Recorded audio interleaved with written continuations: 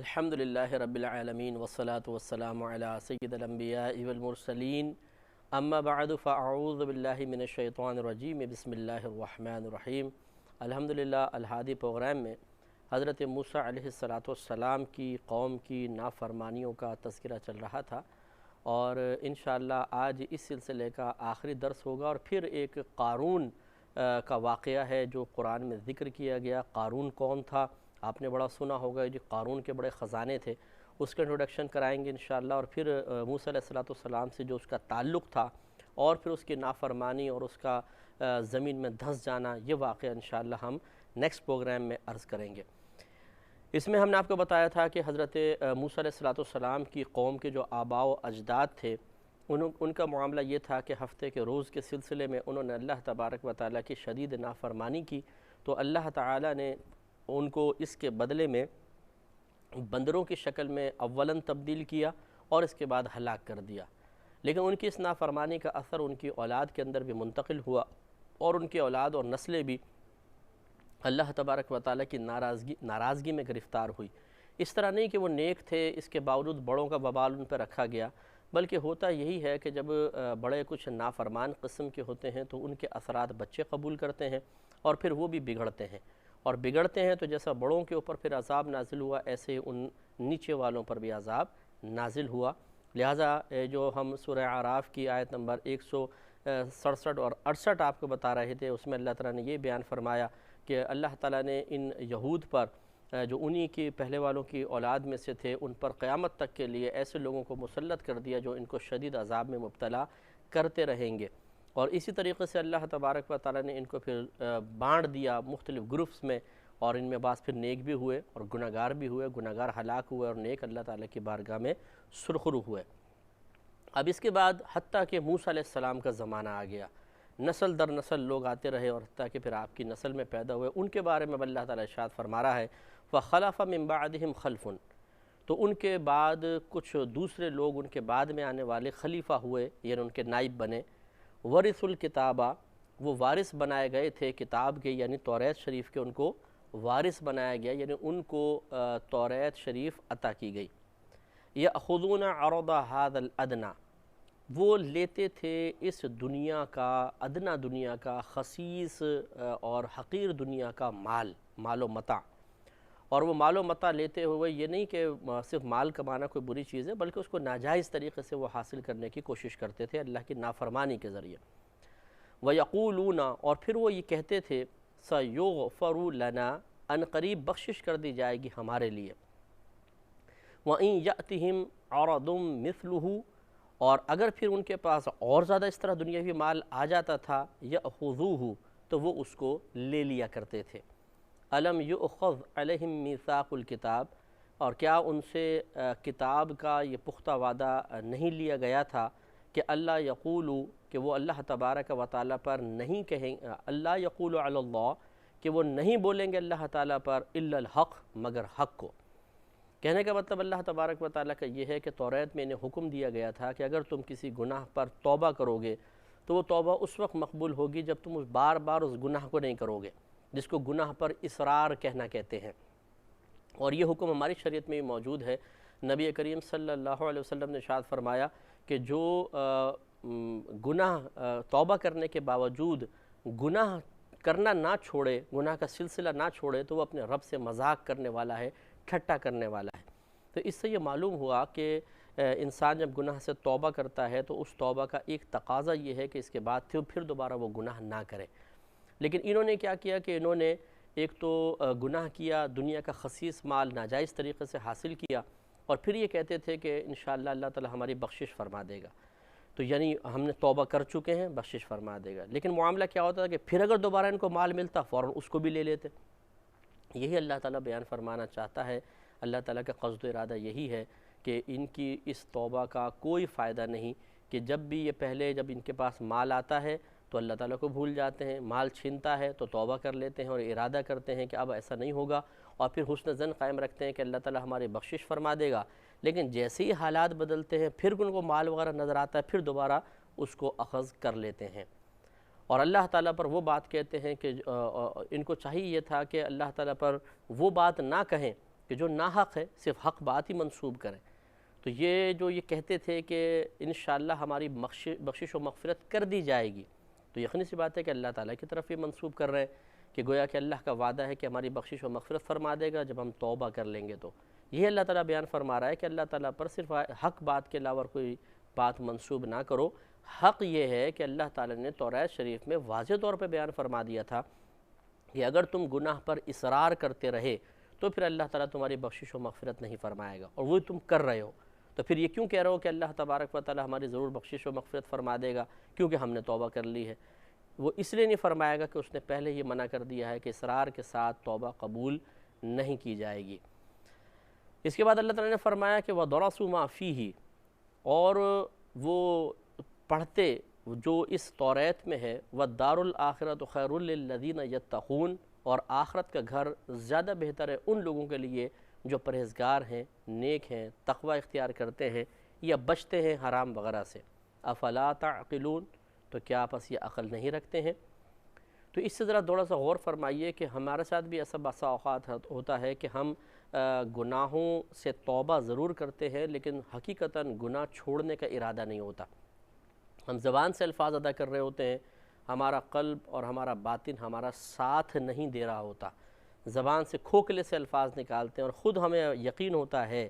اندر سے آوازیں آ رہی ہوتی ہیں کہ کیا فائدہ ہے توبہ کے الفاظ کہنے کا، کل پھر گناہ کرنا تو ہے، پرسوں کرنا تو ہے۔ یاد رکھیں اس طرح کی توبہ اللہ کی بارگاہ میں مقبول نہیں ہوتی، اور نہ یہ گناہ بخشوانے کا ذریعہ سبب بنتی ہے۔ توبہ کے جو ہم نے آپ کو پہلے بھی عرض کیا تھا کہ توبہ کی قبولیت کے لیے شرط ہے کہ انسان اپنے سابقہ گناہ پر نادم اور شرمندہ ہو، اور آئندہ اس گناہ کو نہ کرنے کا پختہ ارادہ کرے، اور یہ ارادہ فقط اللہ کے خوف کی وجہ سے ہو۔ اندر کوئی تذبذب نہ ہو، کچی بات نہ ہو کہ چلو یار بس زبانی الفاظ ادا کر لیتے ہیں، پھر کوئی موقع ملے گا کر بھی لیں گے۔ یہ غلط طریقہ ہے۔ ہاں اگر ایسا ہوا کہ جس وقت انسان توبہ کر رہا تھا دل پختہ تھا، راسخ تھا کہ اب گناہ کبھی نہیں کروں گا، اور ایسا ہوا کہ اس نے توبہ کی، کچھ دن گناہ سے بچا، لیکن پھر اگر خدا نخواستہ گناہ ہو گیا، یہ کوئی بات نہیں ہے۔ یہ کیونکہ جس وقت انسان توبہ کر رہا تھا اس وقت گناہ کرنے کا کوئی خیال اس کے قلب میں نہیں تھا، یہ صحیح ہے۔ لیکن اگر ایسا ہوا کہ توبہ کرتے ہوئے ہی دل میں یہ ہے کہ نہیں یار صرف زبان سے کہہ رہا ہوں، پھر کبھی موقع ملا کر تو لوں گا، تو یہ پھر غلط ہو جائے گا، اور یہ توبہ اللہ تعالیٰ کی بارگاہ میں مقبول نہیں ہوگی۔ تو اس پہ ذرا توجہ کرنے کی ضرورت ہے۔ اور اس سے بھی معلوم ہوا کہ اللہ تعالیٰ کی طرف کوئی ایسی بات منسوب نہیں کرنی چاہیے کہ جو ناحق ہو، غلط بات ہو، کیونکہ یہ گناہ کبیرہ ہے۔ اگر جیسے کہ میسیجز وغیرہ کے اندر آج کل ایسے ہی ہوتا ہے کہ اللہ تعالیٰ کی طرف غلط جھوٹی بات کو منسوب کر دیا جاتا ہے، یا پھر جیسے کبھی آپس میں دوست احباب یا رشتہ دار مل کر بیٹھے ہوتے ہیں، یا ٹرین میں سفر کر رہے ہیں، سب بہت سے لوگ مل کر آپس میں گفتگو شروع کر دیتے ہیں رات میں خاص طور پر، تو اس میں پھر اپنی ایک مرکزی حیثیت قائم کرنے کے لیے بعض اوقات انسان ایک غیر قرآن کو قرآن کہہ کے بیان کرتا ہے۔ اور جی اللہ تعالیٰ نے تو یہ بھی قرآن میں بیان فرمایا۔ اب لوگوں کو کیا پتہ واقعی ہے یا نہیں ہے، بیچارے ایسی عام قسم کے لوگ ہوتے ہیں، وہ خاموش ہو جاتے ہیں، اور اس طرح ہم جان بوجھ کر اللہ پر جھوٹ منسوب کر کے اپنے نام اعمال میں گناہ کبیرہ لکھواتے ہیں۔ اگر ایسا ہوا ہے تو اللہ کی بارگاہ میں توبہ کرنی چاہیے اور آئندہ احتیاط کرنی چاہیے۔ اور آخر میں اللہ تعالیٰ نے فرمایا کہ وَالَّذِينَ يُمَسَّكُونَ بِالْكِتَابِ، اور وہ لوگ جو مضبوطی سے تھامے رہے کتاب کو، یا جن کو مضبوطی سے کتاب کے ساتھ وابستہ رکھا گیا، وَأَقَامُوا الصَّلَاةَ، اور انہوں نے نماز قائم کی، إِنَّا لَا نُضِيعُ أَجْرَ الْمُصْلِحِينَ، تو بے شک ہم نیک عمل کرنے والوں کے اجر کو ضائع نہیں کرتے ہیں۔ اس سے یہ حضرت عبداللہ بن سلام اور آپ کے متبعین جو آپ کے قریبی ساتھی تھے ان کے بارے میں ہے۔ عبداللہ بن سلام رضی اللہ تعالیٰ عنہ پہلے یہود تھے، اور آپ بعد میں اسلام آپ نے قبول کیا، تو وہ اللہ تعالیٰ بیان فرما رہا ہے کہ جو اللہ کی کتاب کے ساتھ مستقل وابستہ رہے مضبوطی کے ساتھ، اور انہوں نے نماز قائم کی، تو بے شک ہم پھر نیک لوگوں کا اجر ضائع نہیں کرتے ہیں۔ لیکن ایسا نہیں ہے کہ عبداللہ بن سلام نبی کریم صلی اللہ علیہ وسلم کے اعلان نبوت کے بعد بھی توریت کی شریعت پہ چلتے رہے اور پھر بھی ان کی مدح ہو رہی ہے۔ وہ ایمان لائے تھے ہمارے نبی کریم صلی اللہ علیہ وسلم پر، قرآن پر ایمان لائے اور قرآن کے احکامات پر عمل کیا، تو اللہ تعالیٰ نے ان کے لیے بخشش کا وعدہ فرمایا ہے۔ تو لہٰذا یہ دیکھیں اس پوری بات سے یہ بات معلوم ہوئی کہ کتاب اللہ کو پڑھنا بہت ضروری ہے، اور اگر کتاب اللہ پڑھنے کے بعد اس کے تقاضے کے مطابق انسان عمل نہ کرے تو اللہ تبارک و تعالی ایسے لوگوں کی مذمت قرآن میں بیان فرماتا ہے اور انہیں عذاب میں اور سختیوں میں مبتلا فرماتا ہے۔ اس کے برعکس جو لوگ اللہ تعالیٰ کی کتاب کی پاکیزہ تعلیمات کو اختیار کرتے ہیں، اس پر عمل کرنے کی سعادت حاصل کرتے ہیں اور پھر نیکیاں بجا لاتے ہیں، تو اللہ تعالیٰ ارشاد فرماتا ہے کہ ہم نیک لوگوں کے اجر کو ضائع نہیں کرتے ہیں۔ ہمیں بھی کوشش کرنی چاہیے، یہ بنی اسرائیلی تھے، ہم محمدی ہیں، وہ حضرت موسیٰ علیہ السلام تھے، اور یہاں ہمارے نبی کریم صلی اللہ علیہ وسلم نبی آخر الزماں ہیں۔ تو اس لیے ہمیں کوشش کرنی چاہیے کہ اس نعمت کو حاصل کرنے کے بعد قرآن کے اور شریعت کے تقاضے کے مطابق زندگی بسر کرنے کی کوشش کریں۔ یہاں پر یقینی سی بات ہے کہ اجتماعی عذاب تو نہیں آئے گا، اور یہ بھی ایک دیکھیں اللہ کا انعام بھی ہے اور ایک لحاظ سے تشویشناک صورتحال بھی ہے۔ پہلے جیسے اب یہ جس قوم کو بندر بنایا گیا، ٹوٹل کو تو نہیں بنایا گیا، تو باقی کو تو نصیحت اور درس حاصل ہو گیا نا، اور وہ خوفزدہ ہو کے گناہ سے بچ گئے۔ اگر ہمارے یہاں پہ بھی ایسا ہوتا کہ کسی ایک علاقے ایک گروپ والے کو اللہ تعالیٰ عذاب میں مبتلا کرتا تو باقی کے لیے عبرت کا بڑا سامان تھا، اور ہو سکتا ہے کہ پھر وہ خطا گناہ نہ کرتے۔ تو اس لحاظ سے یہ ایک ایسا لگتا ہے کہ ہمارے لیے ایک نصیحت کا دروازہ بند ہوا، لیکن نصیحت کے دروازے تو اور بہت سارے کھول دیے گئے۔ اس لیے ہم اس پہ شکریہ ادا کریں گے کہ اللہ تیرا بڑا کرم اور شکر ہے کہ تو نے ہمیں اجتماعی عذاب سے بچا لیا۔ اور کبھی بھی یہ تمنا نہیں کرنی چاہیے کہ یار تھوڑا بہت ہوتا تو بہت اچھا تھا، ذرا درس بھی تو حاصل کرتے لوگ۔ تو وہ ان تھوڑے بہت جن کو عذاب میں مبتلا کیے جانے کا ہم ارادہ کر رہے ہیں یا اس کی تمنا کر رہے ہیں، خدا نخواستہ اگر ہم بھی ان میں شامل ہوتے تو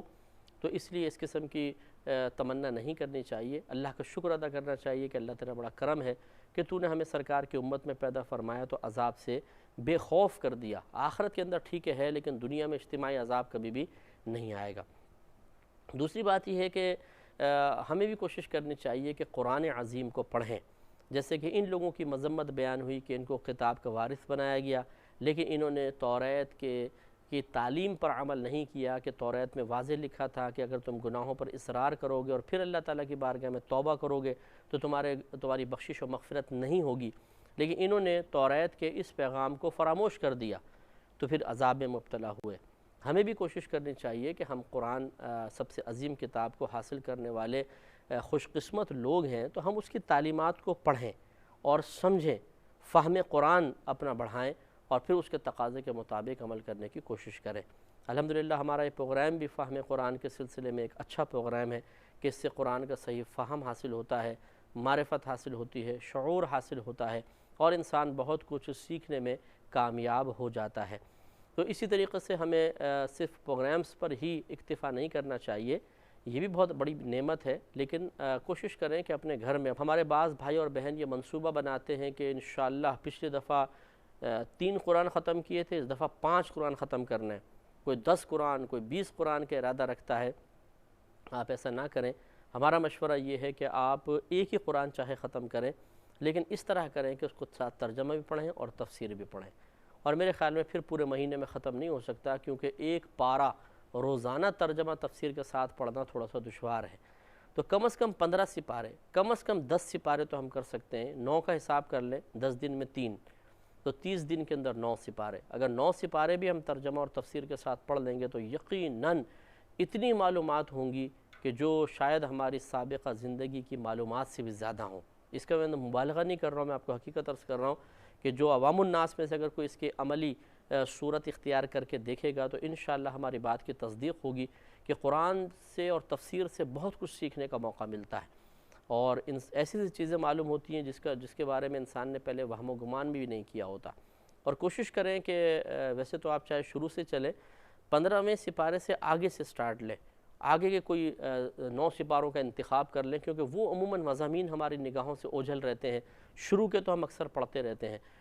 تو اس لیے کوشش کر کے قرآن کو ترجمہ اور تفسیر کے ساتھ پڑھیے اور اس صحیح فہم قرآن حاصل کریں، پھر آپ دیکھیے کہ کتنی اس کی برکات ظاہر ہوں گی۔ اور جیسے کہ میں نے آپ کو عرض کیا کہ قرآن خالی ایسا نہیں پڑھنا ہے کہ ہم عربی عبارت پڑھ لیں، یا اگر ترجمہ پڑھ رہے ہیں تو بغیر غور و تفکر کے پڑھ لیں، بلکہ 4-5 جو میں نے آپ کو سٹیپ بتائے تھے کہ پہلے تو آپ عبارت پڑھیں، عبارت پڑھنے کے بعد پھر اس کا ترجمہ پڑھیں، پھر تفسیر پڑھیں، پھر اس کے بعد یہ غور کریں کہ یہ آیت ہم سے کس چیز کا تقاضا کر رہی ہے۔ جیسا اس کا تقاضا ہو ویسا معاملہ کرنے کی کوشش کریں۔ مثلا توبہ کی آیت پڑھی ہے تو اس کا تقاضا ہے کہ ہم توبہ کریں، خوف کی آیت پڑھی ہے تو اس کا تقاضا یہ ہے کہ ہم اللہ سے ڈریں، عذاب کی آیت پڑھی ہے تو اس سے پناہ طلب کریں اور اس سے بچنے کی کوشش کریں۔ اگر اللہ کے انعام کی آیت پڑھی ہے، مثلا جنت کے تذکرے ہیں، میدان محشر میں عزت کے تذکرے ہیں، تو اس میں پھر انسان اللہ اگر نیک ہے تو اللہ تعالیٰ کا شکر ادا کرے، اور اگر نیک نہیں ہے تو نیک بننے کے لیے ذہن بنائے، میدان محشر میں عزت حاصل کرنے کے لیے ذہن بنائے۔ اسی طرح پچھلی قوموں کے عبرتناک انجام پر مشتمل جو آیات کریمہ ہیں وہ ہم سے تقاضا کرتی ہیں کہ ہم ان کو پڑھنے کے بعد اپنے اعمال کی اصلاح کریں اور ان سے درس حاصل کریں، نصیحت حاصل کریں کہ اگر ہم بھی ان قوموں میں ہوتے تو کیسے ہلاک ہو جاتے، لیکن آج اللہ نے اگر ہمیں محفوظ رکھا ہے تو اس کا مطلب یہ نہیں ہے کہ ہر قسم کے عذاب سے بچا ہی لیا ہے۔ ہو سکتا ہے کہ میدان محشر میں پھنس جائیں، ہو سکتا ہے عذاب قبر میں مبتلا ہو جائیں، دنیاوی عذاب سے بچے ہیں، مرنے کے بعد کے عذاب سے بچنے کا تو ہر ایک کے لیے وعدہ نہیں ہے۔ ہاں اللہ تعالیٰ کی رحمت بہت بڑی ہے کہ اللہ تعالیٰ بخشش و مغفرت فرمانے پہ یقیناً قدرت رکھتا ہے، لیکن اب ان آیات کا تقاضا پھر یہ ہوگا کہ ہم غور کریں، تفکر کریں اور پچھلی قوموں کی نافرمانیوں کو ملحوظ رکھتے ہوئے اپنی نافرمانیوں کو چھوڑنے کی کوشش کریں۔ اسی طریقے سے اگر گناہ گاروں کا تذکرہ مذمت کے ساتھ ذکر کیا گیا تو پھر ہم سوچیں کہ یہ گناہ گار یقیناً اللہ کے پسندیدہ بندے نہیں ہیں، اللہ تعالیٰ ان سے ناراض ہے، تو کیا میں بھی ان میں شامل ہوں یا نہیں ہوں۔ اسی طرح اگر نیک بندوں کا تذکرہ کرے تو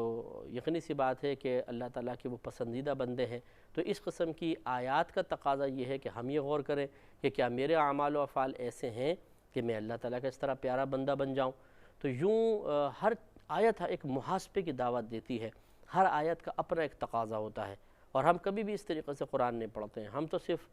عربی عبارت پڑھی، یہ پتہ ہی نہیں کیا پڑھ رہے ہیں، دو دو چار چار قرآن ختم کرنا مقصود ہوتا ہے۔ یہی قرآن خوانیوں کے اندر ہوتا ہے کہ بچوں کو بلا کے بٹھا لیتے ہیں، جھوم جھوم کے اور زور زور سے پڑھ رہے ہوتے ہیں۔ ویسے زور زور سے پڑھنا منع ہوتا ہے، مدرسے میں جائز ہے لیکن قرآن خوانیوں میں جائز نہیں ہے۔ سب چلا چلا کر پڑھ رہے ہوتے ہیں، اور پھر ایسے بھی دیکھا ہے کہ آدھے گھنٹے میں پورا قرآن ختم کر دیتے ہیں، اتنی تیزی سے پڑھتے ہیں کہ دو دو صفحے پڑھے بس یوں پلٹا اور چلیں جی کام ختم، چیز لی، حصہ لیا، نیاز لی، پیسے لیے اور غائب ہو گئے۔ تو یہ اس طرح کا قرآن پڑھنے کا کیا فائدہ ہے؟ دیکھیں اب یہ تو ہم بالکل نہیں کہیں گے کہ کوئی فائدہ ہی نہیں ہے، کچھ تو حاصل ہو جائے گا، ہاں اگر غلط طریقے سے پڑھا تو وبال ایک علیحدہ چیز ہے، لیکن جو اللہ تعالیٰ نے قرآن کے نزول کے مقاصد ذکر کیے ہیں جو ہم نے یہاں پر بھی بیان کیے تھے، وہ کیسے حاصل ہوں گے؟ تو اس لیے ایک تو ہمارا غلط طریقہ یہ ہے کہ صرف عربی عبارت پڑھتے ہیں، یہ نہیں ہونا چاہیے، پھر اس کے بعد ترجمہ ضرور پڑھنا چاہیے، اس کے بعد تفسیر پڑھنی چاہیے۔ آپ ہمارا مشورہ مان کر دیکھیں کہ اسی طریقے سے تفسیر کے ساتھ قرآن پڑھیں تو انشاءاللہ عز و جل بہت ہی برکت حاصل ہوگی، گھر میں برکات کا نزول ہوگا۔ یہ جو ہماری بہنیں کہتی ہیں جو کوئی وظیفہ بتائیں گھر میں برکت ہو جائے، تو ہم دائرہ ادب میں رہ کر کہتے ہیں کہ یہ بتائیے کہ قرآن سے بڑھ کر کوئی بابرکت کلام ہو سکتا ہے؟ اگر ہے تو ضرور آپ پیش کیجئے گا۔